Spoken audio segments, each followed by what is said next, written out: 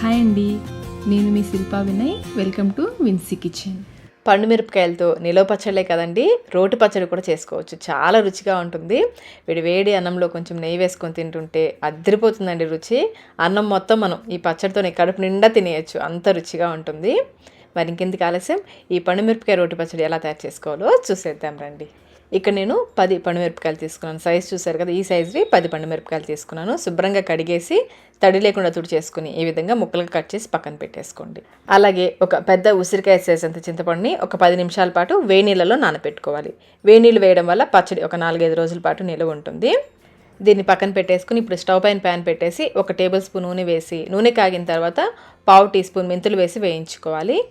మెంతులు బాగా ఎర్రగా వేగిన తర్వాత ఇందులో 2 టీ స్పూన్ల మినపగుళ్ళు, అలాగే 1 టీ స్పూన్ జీలకర్ర కూడా వేసుకుని వేయించుకోవాలి. మినపగుళ్ళు బాగా వేగిన తర్వాత మనం కట్ చేసి పెట్టుకున్న పండుమిర్చి ఉన్నాయి కదా, అవి కూడా వేసుకొని బాగా కలుపుకోవాలి. మధ్య మధ్యలో కలుపుకుంటూ ఈ పచ్చిమిర్చి కొంచెం తెల్లబడేంత వరకు వేయించుకోవాలి. పైన కొంచెం తెల్లగా అవుతుంది, అప్పటి వరకు మధ్య మధ్యలో కలుపుకుంటూ వేయించుకోవాలి. చూడండి, ఈ విధంగా కొంచెం మగ్గినట్లుగా అవుతాయి, ఈ విధంగా వేయించుకోవాలి. ఇప్పుడు ఇందులో ఒక చిన్న కొత్తిమీర కట్టని శుభ్రంగా కడిగి తరిగి వేసేసుకోండి. కొత్తిమీర వేసుకుంటే చాలా బాగుంటుంది పచ్చడిలోకి. అలాగే కొంచెం పసుపు కూడా వేసేసుకొని ఈ కొత్తిమీర కొంచెం మెత్తబడేంత వరకు వేయించుకోవాలి.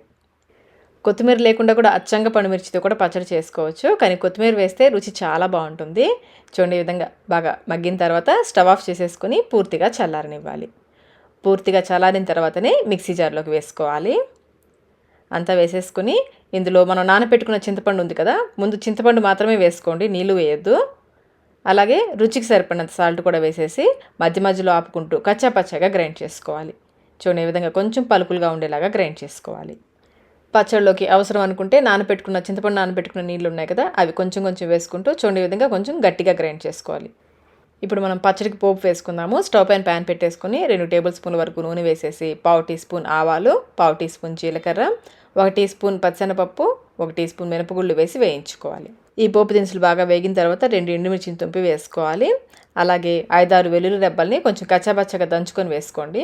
అలాగే కొంచెం కరివేపాకు, కొంచెం ఇంగువ, 1/2 టీ స్పూన్లో సగం ఇంగువ కూడా వేసేసుకొని బాగా కలిపేసుకోండి. ఇప్పుడు స్టవ్ ఆఫ్ చేసేసుకొని మనం గ్రైండ్ చేసుకున్న పచ్చడి ఉంది కదా, అది వేసేసుకోవాలి. ఈ పోపులో పచ్చడి అంతా కూడా బాగా కలిసేలాగా కలుపుకోవాలి. పచ్చడి కలుపుతుంటేనే కమ్మటి వాసన వస్తుందండి. ఎప్పుడెప్పుడు అన్నంలో వేసేసుకొని తినేలా అనిపిస్తుంది. చాలా రుచిగా ఉంటుందండి పచ్చడి.